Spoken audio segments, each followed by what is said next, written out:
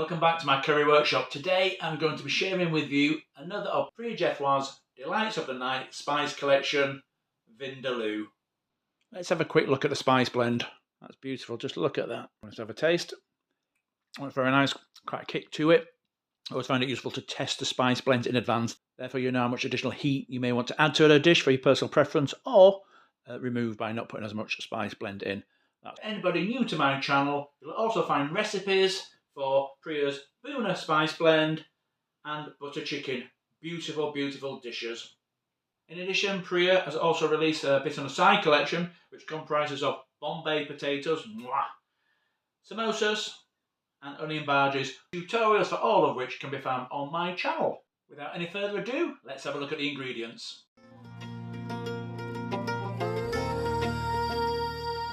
So we'll be starting off with 2 tablespoons of vegetable oil, adding in 1 large or 2 medium finely diced onions. Use red or use white, whichever you have to hand.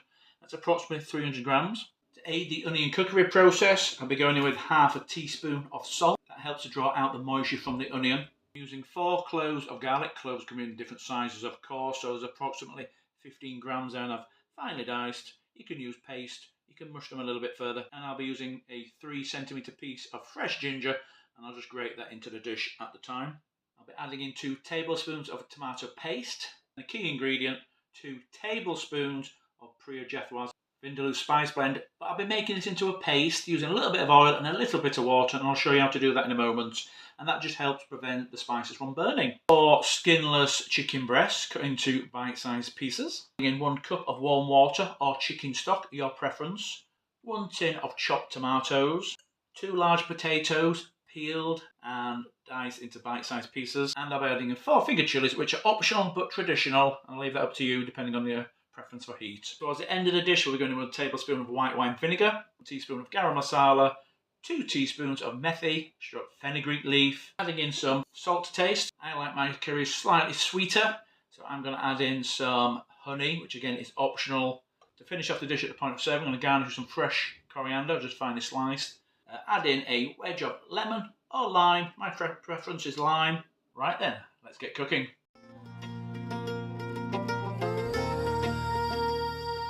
Okay, so I've got my pan on the hob over a medium to high heat. I've got in with the 2 tablespoons of vegetable oil. 1, 2. Now allow the oil to come through to temperature. A little tip to spot when the oil's ready is to put in a small piece of onion into the oil. Just zoomed in a little bit. If you can see it's starting to bubble, it's ready. Okay, so in we go with the onions.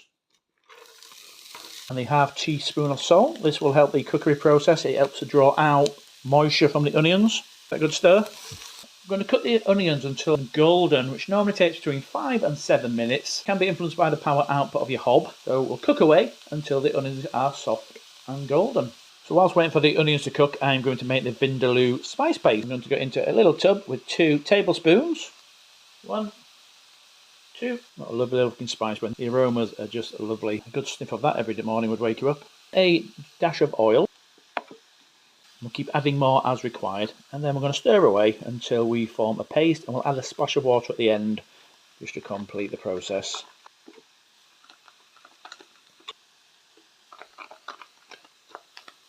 Add in a little bit of water now.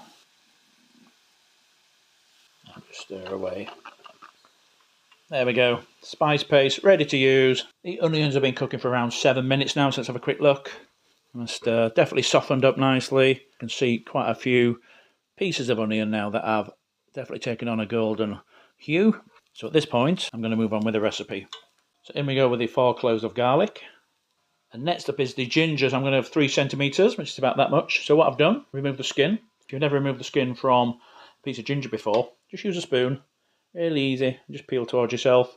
So easy to do. Just going to use my coarse grater and we'll grate that into the dish. Watch your fingers. Stir it in.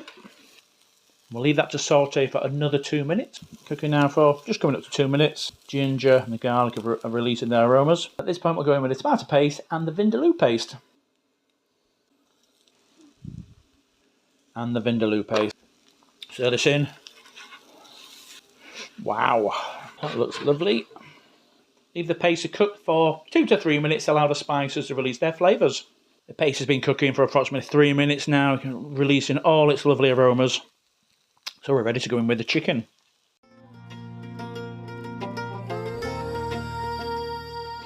I've diced up the 4 breasts. In we go. I'll stir them in and coat the chicken with the paste. So what I'm now going to do is going to pop on the lid, let the chicken cook, and we'll cook for about 5 to 7 minutes until the chicken is sealed on all sides. So we're coming up to about 7 minutes of cookery time now. Let's have a look. Wow, it's looking good. That moisture coming out of the chicken. And what I'm looking to do is check that the chicken's sealed. You can see it's gone white, which is what we're looking for. And as the chicken is white, we'll now add in the next ingredients. So first of all, in we go with the warm water or chicken stock. I'm using warm water today. 1 cup. I'm using 1 tin of chopped tomatoes. If they're whole, just chop the tomatoes up once they're in the dish. And finally, the 2 peeled and diced large potatoes. In they go. We'll carefully stir to combine. So we're going to bring the dish back to a simmer. I've turned the heat up to full. And once it's boiled, I'll turn it down to a simmer. And we'll cover and cook for 25 minutes or until the chicken is cooked. Pop the lid on. An optional step after 10 minutes of cookery time, I'm going to add in some green chilies, whole with seeds in. If you want to keep the heat down a little, chop the chilies in half and de-seed and then add them in. So the chicken has been cooking now for 10 minutes. We'll take the lid off. A good rolling simmer there, might turn the heat down slightly. So at this point, I've got the optional step of adding in the green chilies. So I'm going to add in 4 quite large finger chilies. Oh. And we'll just let them cook through in the sauce. Lid back on. Continue to simmer away for approximately 50 minutes until the chicken's cooked and the potatoes are tender. Okay, so the dish has been cooking and simmering away now for 25 minutes. I'm going to take the lid off. I'm going to check the chicken's cooked and also check the potatoes are cooked. Wow, that is looking good. So I'm going to check that the chicken's cooked. So what I normally do is just fish out the largest piece of chicken and dig around. I'm going to go with this one. We want to break the chicken apart, check it's white and moist in the middle. Any sign of it being pink, we go back in and cook for another 5 minutes. So let's see if we can shred this chicken. There we go, nice and white. That's lovely. And as always, as chef, I get to taste this. So in it goes. Wow. Another fantastic dish. That's the chicken cooked. Just going to check the potatoes are cooked. So again, find your largest potato. Generally, give them a poke. If they're cooked, they fall apart. Hardly any resistance there. It's just falling apart. So we're ready for stage 3, finishing off the dish. So at this point, we're going to put the vinegar into the dish. 1 tablespoon of white wine vinegar. As with a lot of Indian dishes, the 2 final ingredients tend to be garam masala and fenugreek leaf or messy leaf. As always, my spices come from Derbydave, and this, wow, is an immense garam masala. 1 teaspoon, garam masala goes a long way. And same with fenugreek leaf. Look in there, it's a dried leaf, you've never seen it before.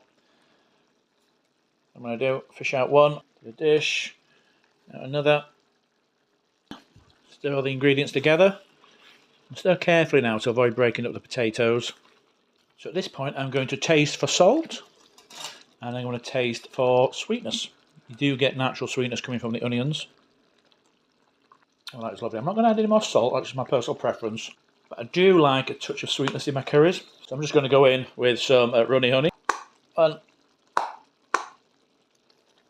2, stir in the honey. That is looking really good. Get your nose in there. So lid back on. I'm going to turn down to the lowest heat possible just to keep the heat in the dish.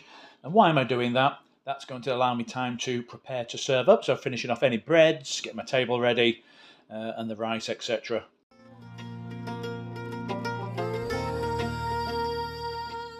Okay, let's serve up 1 portion of this fantastic dish. Here we go.